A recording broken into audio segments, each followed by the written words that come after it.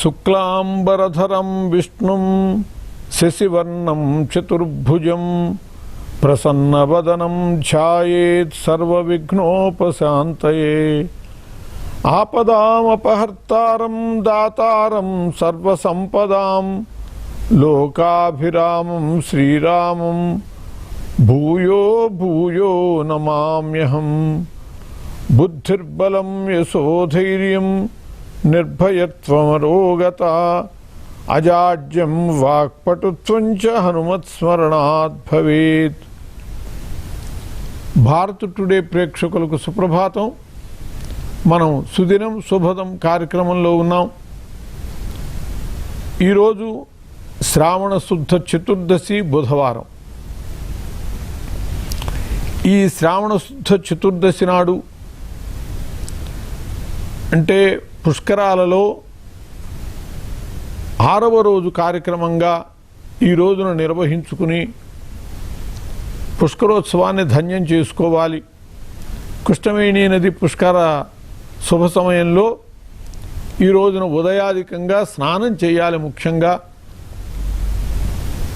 కృష్ణవేణి నది యందు సంకల్పపూర్వకమైనటువంటి స్నానం చేయటం, అలాగే స్నానానంతరము బృహస్పతికి, పుష్కరునకు, కృష్ణవేణి నదికి, తదితర దేవతలకి కూడా అర్ఘ్యప్రదానం సమర్పించుకోవటము, ఇవి రెండు ప్రధానంగా చేశాక తర్వాత ఈరోజు చేయవలసినటువంటి దానము కస్తూరి, గంధము మొదలైనటువంటి పరిమళ ద్రవ్యాల దానం చేయాలి వాడు. అలా కస్తూరి గంధాదుల్ని దానం చేయటం వల్ల ఇంద్రభోగము లభిస్తుందని, లక్ష్మీ కటాక్షం చేకూరుతుందని చెప్పి శాస్త్రం చెబుతోంది. భగవంతునకు పరిమళ ద్రవ్యాలు సమర్పించటం అనేటటువంటిది మనకి భోగాన్ని, ఆయనకి మనం భోగాన్ని సమర్పిస్తాము, మనకి భోగాన్ని ఆయన అనుగ్రహం వల్ల ప్రసాదిస్తాడు. అట్లా ఈ రోజున సుగంధ ద్రవ్యాలని సమర్పించటం చేయాలి. దానంగా సమర్పించడం చేయాలంటే భగవద్ స్వరూపంగా భావించి దానం చేయాలి. అలాగే నేటి దైవ కార్యము సరస్వతి పూజగా నిర్వహించాలి.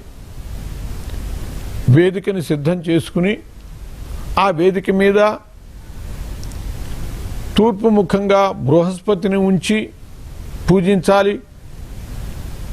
ఉత్తరముఖంగా పుష్కరుని ఉంచి పూజించాలి. దక్షిణముఖంగా ఈ రోజున సరస్వతీదేవిని ఆవాహన చేసుకుని పూజ చేయాలి. సరస్వతి పూజ ఇవాళ చేయటం వల్ల గొప్ప బుద్ధిశక్తి చేకూరుతుంది, జ్ఞాన సిద్ధి జరుగుతుంది. అట్లా లౌకిక జ్ఞానమును మనం సముపార్జించుకోవటానికి ఇదో మంచి అవకాశం. సరస్వతీ త్వయం దృష్టా వీణా పుస్తకధారిణి హంసవాహన సమాయుక్త విద్యాదానకరీ మమ. హంసవాహ సమాయుక్త విద్యాదానకరీ మమ అని చెప్పి ధ్యానం చేయాలి. ఆ సరస్వతిని ఇవాళ వీణా పుస్తకధారిణి, అమ్మా నువ్వు వీణని పుస్తకాన్ని ధరించినటువంటి దానివి. హంసవాహ సమాయుక్త, హంస వాహనంగా కలిగినటువంటి దానివి. అలాగే విద్యాదానకరి మమ, నాకు నీవు విద్యాదానకరివి, విద్యాదానమును చేసేటటువంటి దానివి అని చెప్పి ఆ సరస్వతీదేవిని ధ్యానం చేసి షోడశోపచారాలతో పూజ చేయాలి. సరస్వతిని గురించి నామములు ప్రత్యేకించి చెప్పబడ్డాయి. ఆ ద్వాదశనామ స్తోత్రాన్నైనా పఠిస్తే ఈరోజు చేయవలసినటువంటి కార్యం సద్వినియోగం అవుతుంది. ప్రథమం భారతీనామ ద్వితీయంచ సరస్వతి. భారతి అనేటటువంటిది సరస్వతీదేవి యొక్క పేర్లలో ఒక పేరు. మొట్టమొదటి పేరు భారతి అనేటటువంటిది, రెండవ నామము సరస్వతి అనేటటువంటిది, తృతీయం శారదాదేవి, మూడవ నామము శారదా అనేటటువంటిది, చతుర్థం హంసవాహన, నాలుగవ రూపము, నాలుగవ నామము హంసవాహన అనేటటువంటిది. అట్లా ఆమెకు సంబంధించినటువంటి ద్వాదశ నామాలలో 5వది జగతి ఖ్యాతం, పంచమం జగతి ఖ్యాతం. 5వ నామం ఏమిటంటే జగత్తున కీర్తి పొందినటువంటిది, ఖ్యాతి పొందినటువంటిది. షష్టం వాగీశ్వరి తథా, 6వది వాగీశ్వరి, వాక్ ఈశ్వరి, వాక్కి ఈశ్వరి అయినటువంటి ఆమెకి నమస్కరిస్తున్నాను. కౌమారి సప్తమం ప్రోక్తం, కౌమారి అనేటటువంటిది కూడా సరస్వతి పేర్లలో ఒకటి, అది 7వ నామంగా చెప్పబడ్డది. అష్టమం బ్రహ్మచారిణి, బ్రహ్మం అనుసరిత్య చరతీతి బ్రహ్మచారిణి.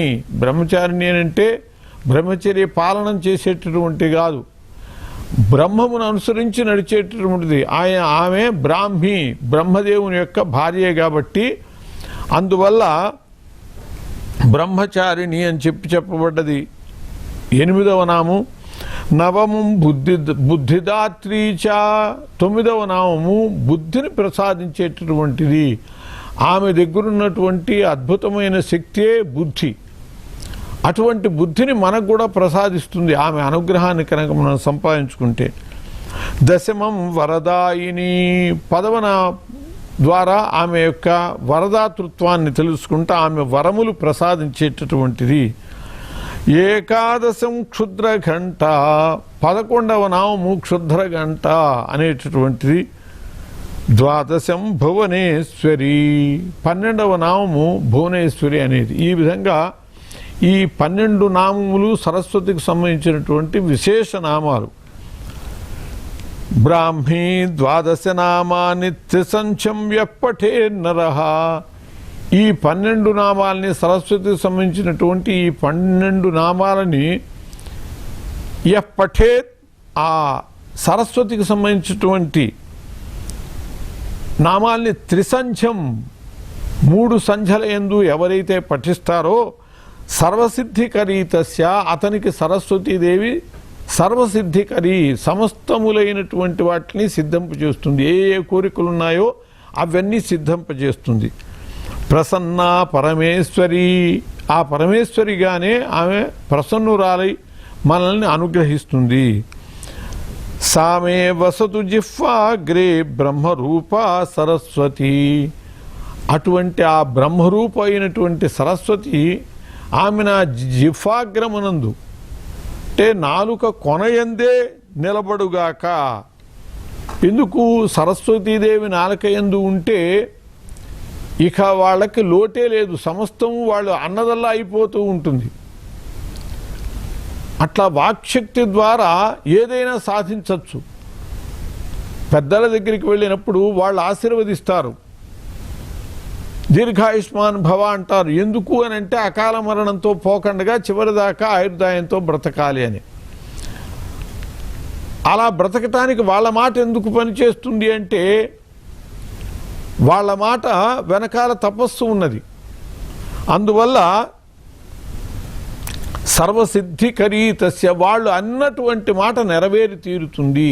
అటువంటి శక్తి ఈ సరస్వతి అనుగ్రహం వల్ల చేకూరుతుంది. సర్వసిద్ధికరీ తస్య ప్రసన్న పరమేశ్వరి సామే వసతు జిహ్వాగ్రే, ఆమె కనుక మన జిహ్వాగ్రమునందు ఉంటే అన్నీ సత్యములైపోతూ ఉంటాయి ఆమె అనుగ్రహం వల్ల. కాబట్టి అటువంటి సరస్వతీదేవి యొక్క పూజ చేయాలి. అలాగే ఈరోజు చేయవలసినటువంటి పుణ్యకార్యము ఔషధ సేవ.